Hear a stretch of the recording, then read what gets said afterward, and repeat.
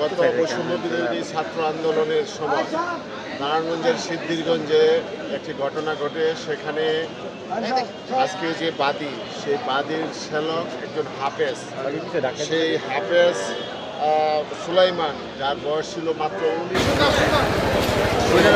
সুলাইমানকে আপনার গুলি করে হত্যা করা হয় এবং ওখানে বহু বোমা বিস্ফোরণের ঘটনা ঘটানো হয়। সেই কারণে একটি মামলা হয়।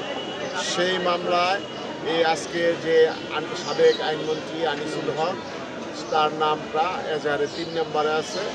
তাকে আজকে এই মামলার তদন্তকারী কর্মকর্তা 7 দিনের রিমান্ডের আবেদন করে একটি দরখাস্ত প্রেরণ করে এবং আবেদনকারীও নিজেও উপস্থিত ছিলেন।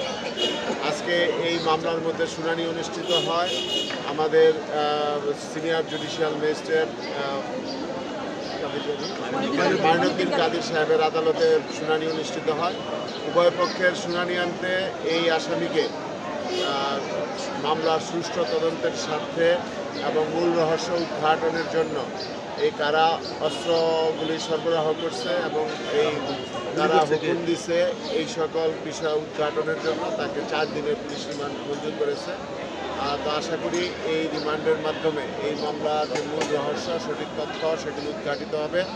আসলে এই নারায়ণগঞ্জের আইনজীবীরা কিন্তু এই আনিসুল হকের প্রতি অত্যন্ত ক্ষুব্ধ। একটাই কারণ যে আনিসুল হক গত 16 বছর নারায়ণগঞ্জের আইনটাকে একদম কলুষিত করে ফেলেছিল। উনি দুর্নীতির কারণে নারায়ণগঞ্জে আদালতগুলি সঠিক মতো তাদের বিচারকরা দায়িত্ব পালন করতে পারে নাই, যার কারণে আইনজীবীরা ক্ষতিগ্রস্ত হয়েছে এবং বিচার প্রার্থী জনগণও ক্ষতিগ্রস্ত হয়েছে।